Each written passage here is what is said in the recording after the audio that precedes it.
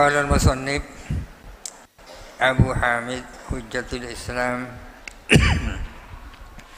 الغزالي رحمه الله تعالى ونفعنا به وأمدنا بأسراره وأفاض علينا من بركاته وأنواره وعلومه ونفحاته في الدارين آمين. بسم الله الرحمن الرحيم. Wa'lam anna ba'dha ashabir ra'yi, ketahuilah bahwa sesungguhnya sebagian ashabur ra'yi, orang-orang yang punya rasio, yakni kelompok rasionalis, qalu adalah berkata. Fuqaha itu secara umum dan terbagi ada dua, ada ahlul hadis, ada ahlul ra'yi.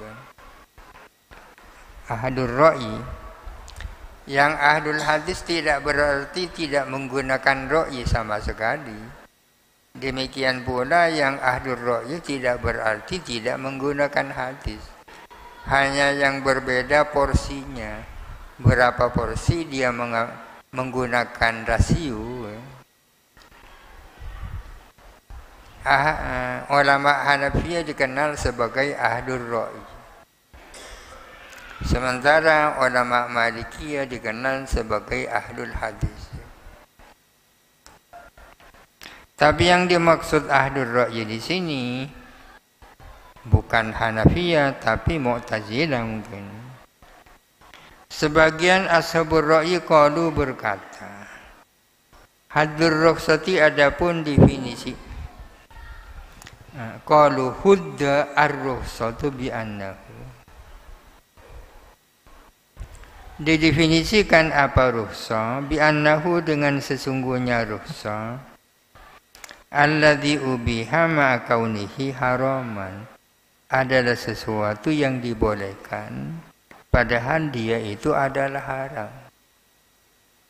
Adalah sesuatu yang dibolehkan sementara dia itu haram. Di antara ashabur ra'yi mendefinisikan rukhsah dengan definisi seperti ini, sesuatu yang dibolehkan padahal dia haram. Wa hadza mutanaqidun, ini adalah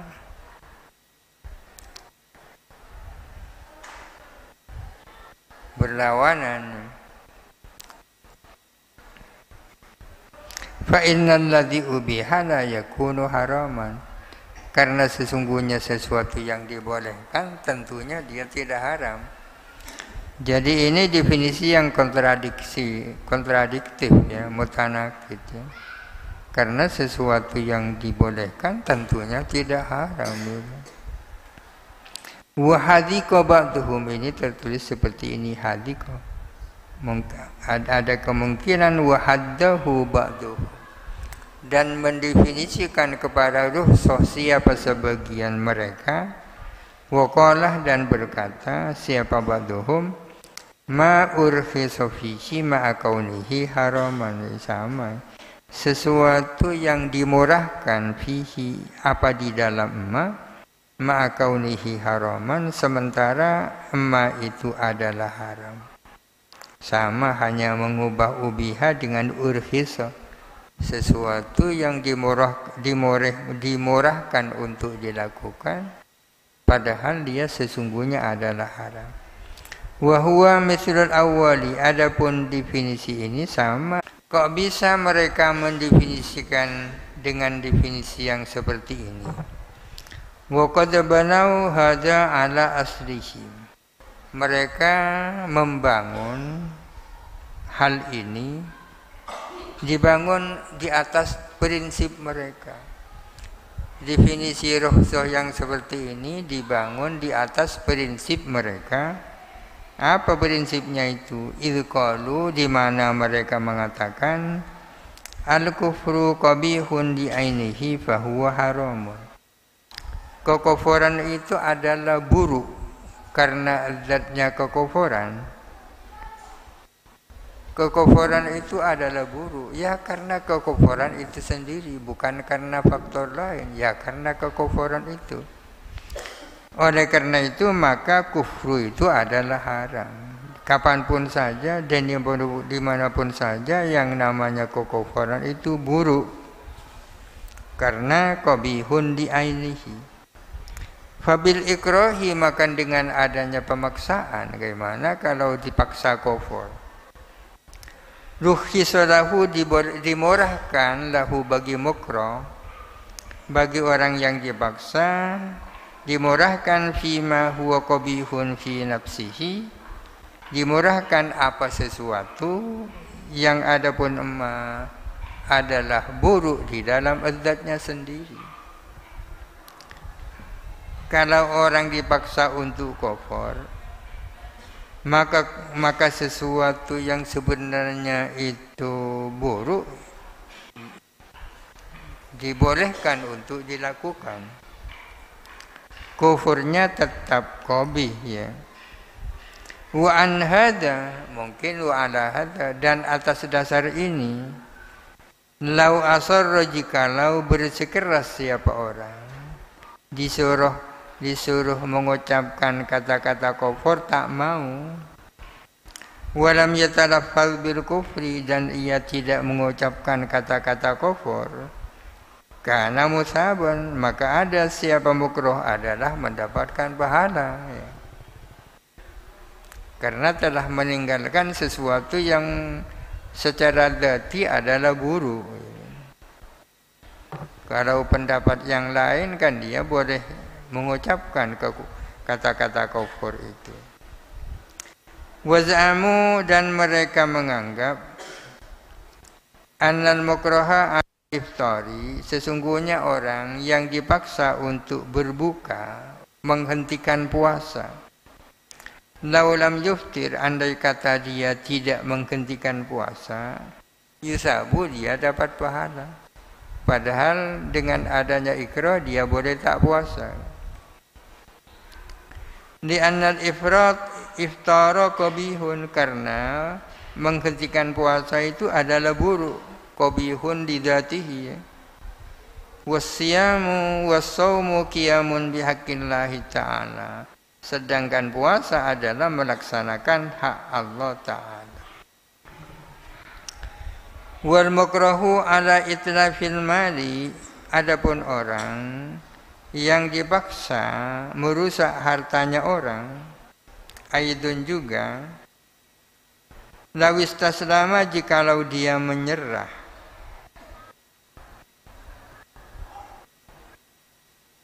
qalu, mereka mengatakan yusabu, dia dapat pahala.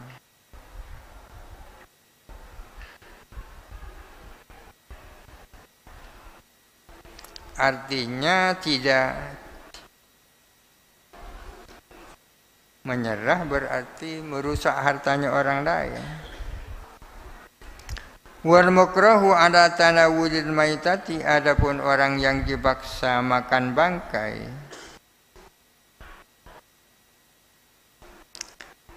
wasurbil khamri, dan minum khamr, za'amu, mereka menganggap annahu, bahwa sesungguhnya mukrah ya'samu adalah berdosa, illam yatanawal, jikalau dia tidak makan bangkai dan tidak minum khamr.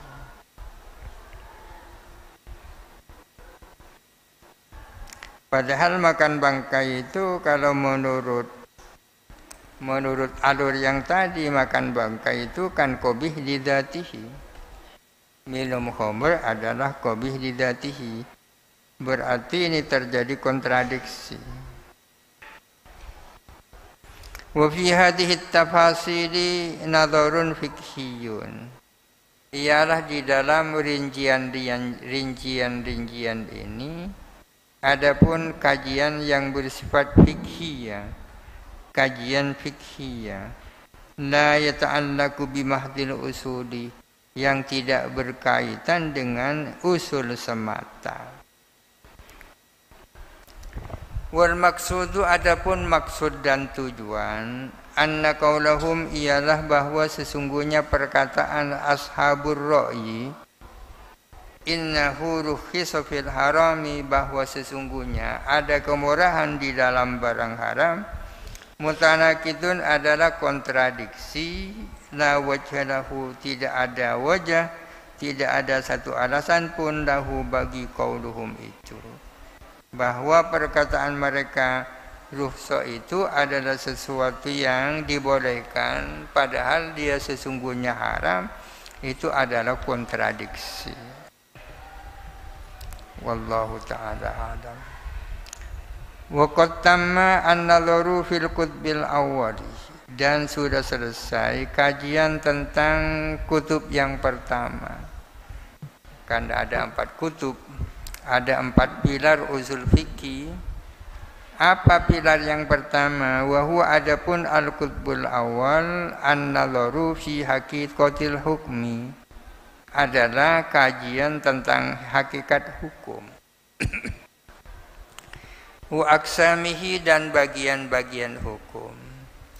Fanandur al-anah, maka marilah kita mengkaji fi musmiril hukmi, tentang sesuatu yang membuahkan hukum. Wa huwa adapun musmir ad-dalilu, adalah dalil. Yang pertama adalah tentang as-samr, kan buah. Hukum ini adalah produk, ya. Produk daripada usul fikih. Usul fikih yang sesungguhnya ya ada 3 itu. Dalil hukum, caranya melahirkan hukum dari dalil. Yang ketiga adalah mujtahid. Dari 3 itu akan lahir sebuah produk yang namanya fikih atau hukum. Kita telah selesai membahas pilar yang pertama, yaitu buah. Sekarang kita akan mengkaji pilar yang kedua, adalah sesuatu yang melahirkan buah, yaitu dalil. Al-qutbu ats-tsani fi adillatil ahkami, pilar yang kedua tentang dalil-dalil hukum. Wahia arba'atun, adapun adillatul ahkam itu ada 4, yaitu al-kitabu was sunnatu wal ijma'u wa dalilul akli. Kitab, sunnah, ijma' dan dalil akal. Al-muqarriru 'alan nafil asli, yang menetapkan atas ketiadaan yang asli. Dalil akal itu sesungguhnya fungsinya hanya menetapkan, berdalil atas ketiadaan yang asli. Fa amma qaulus sahabi, adapun qaul sahabi, pendapat sahabat, wa syari'atu man qablana, dan syariatnya umat yang sebelum kita, fa mukhtalafun fihi, maka itu diperselisihkan ulama. Al-aslu al-awwalu min usulil adillati kitabullahi ta'ala. Adapun asal yang pertama dari dasar-dasar dalil adalah kitab Allah Ta'ala. Adapun sumber yang pertama daripada sumber-sumber dalil, yaitu kitab Allah Ta'ala. Wa'lam, dan ketahuilah, anna, bahwa sesungguhnya kita, idza haqqaqna an-nadhra, bila mana kita berpikir secara mendalam, mendalami pikiran, bila mana kita berpikir secara mendalam, bana, maka jelas, anna aslal ahkami wahidun, bahwa sesungguhnya sumber hukum itu satu. Bahwa sesungguhnya sumber hukum itu satu, ya. Wa huwa, adapun yang satu, qaulullah Ta'ala, adalah firman Allah Ta'ala.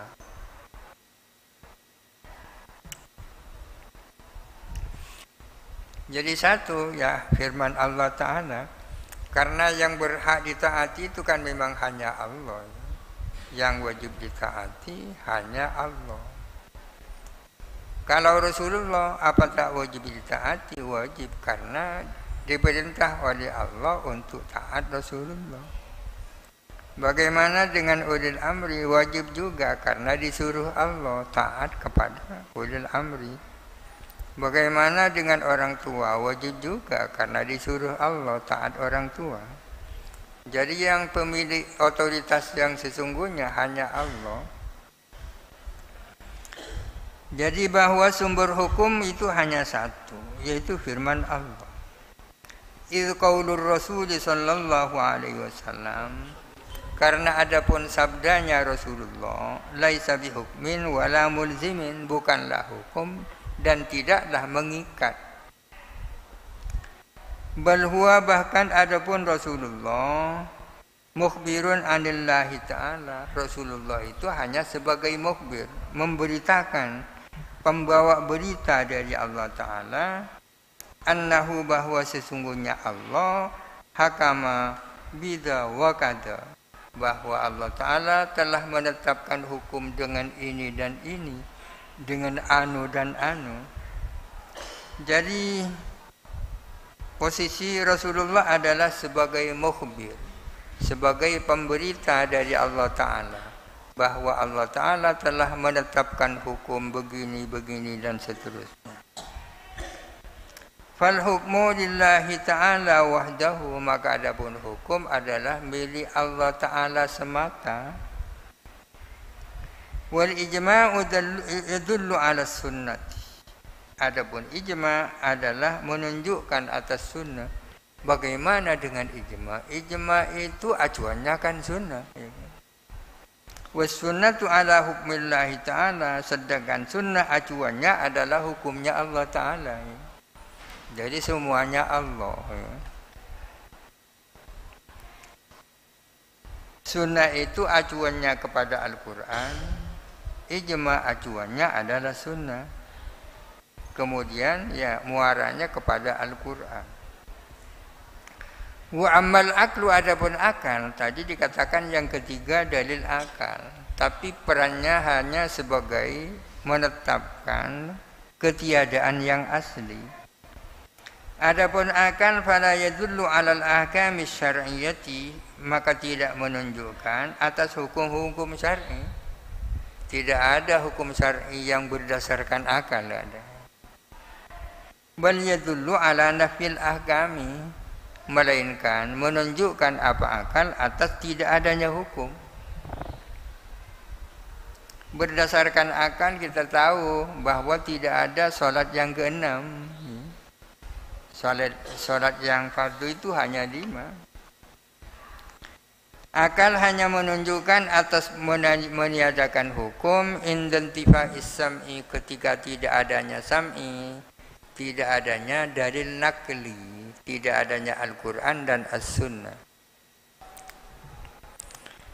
Fatasmiyatul akli aslan min usulil adillati tajawuzun, maka adapun menamakan akal sebagai salah satu sumber dari sumber-sumber dalil, tajawuzun adalah semacam majas. Alama ya'ti tahqiquhu, sesuai dengan apa yang akan datang, apa pendalamannya. Illa anna, namun sesungguhnya kita, idza nazarna ila zuhuril hukmi fi haqqina, bila mana kita melihat kepada zahirnya hukum bagi kita, fala yadhharu, maka tidak zahir, tidak tampak apa hukum, illa biqaulir rasuli alaihi salam, kecuali dengan melalui sabdanya Rasul alaihissalam. Artinya bagi kita sesungguhnya kita tidak akan tahu hukum Allah kecuali melalui Rasulullah. Ya. Kok gitu? Lianna la nasma'u al-kalama minallahi ta'ala wala min Jibrila. Karena sesungguhnya kita tidak mendengar langsung kalam dari Allah, bahkan tidak mendengar langsung dari malaikat Jibril. Kita tahunya ya tahu dari Rasulullah. Fal kitabu yadhhuru lana, maka adapun Alkitab yakni Al-Quran adalah tampak bagi kita dengan biqaulir Rasul sallallahu alaihi wasallam, dengan sabdanya Rasulullah sallallahu alaihi wasallam. Fa idzan, maka dengan demikian ini tabarna al-muzhira lil ahkami fa huwa qaulur rasuli faqat. Bila mana kita memperhatikan sesuatu yang melahirkan hukum yang tersembunyi, fahuwa, maka adapun al-muzhir lil ahkam qaulur rasuli faqat, adalah sabdanya Rasul itu saja. Jadi qaulur rasul itu namanya muzhir lil ahkam, yang melahirkan hukum. Karena tanpa qaulur rasul kita tidak tahu hukum Allah. Idzil ijma'u yadullu ala annahum istanadu ila qaulihi, karena adapun ijma' itu menunjukkan bahwa sesungguhnya mereka al-mujmi'in istanadu ila qaulihi, adalah bersandar kepada sabda Rasulullah. Artinya mereka berijma', melakukan ijma', sandarannya itu kan Rasulullah. Sedangkan Rasulullah sandarannya adalah Al-Quran. Wa ini tabarna as-sababa al-mulzima fahuwa wahidun. Bila mana kita memperhatikan penyebab yang mengikat, maka itu adalah satu. Wa huwa hukmullahi ta'ala. Jadi tergantung iktibar, ya kan, bagaimana cara kita memandangnya. Kalau yang kita lihat adalah as-sababun mulzim, penyebab yang mengikat, ya hanya satu, yaitu hukum Allah. Tapi kalau yang kita lihat adalah muzhirul ahkam, yang melahirkan hukum Allah, ya sabdanya Rasulullah. Lakin idza lam nujarrid an-nazara, namun bila mana kita tidak menyingkirkan kajian, wa jama'na al-madarikah, dan kita menghimpun sumber-sumber pengetahuan, surat al-usulu allati yajibu an-nazaru fiha arba'atan, maka menjadi apa sumber-sumber yang wajib apa mengkaji fiha tentang allati, arba'atan ialah 4, kama sabaqo. Fannabda bil kitabih, maka marilah kita memulai dengan Alkitab Al-Quran. Wan nazar fi haqiqatihi, dan mengkaji hakikat Alkitab. Wan nazar fi haqiqatihi. Thumma fi haddihi al-mumayyizi lahu amma laysa bikitabin. Kemudian mengkaji tentang definisi Al-Quran, yang dapat membedakan Al-Quran dari sesuatu yang bukan Al-Quran. Thumma fi al-fadhihi, kemudian kajian tentang lafaz-lafaz Al-Quran. Thumma fi ahkamihi, kemudian kajian tentang hukum-hukum Al-Quran. An-nadhurul awal, wallahu a'lam. Al-Fatihah. A'udzubillahi minasyaitonir rajim. Bismillahirrahmanirrahim. Alhamdulillahirabbil alamin arrahmanir rahim. Suratul Latihan alam ta'ala.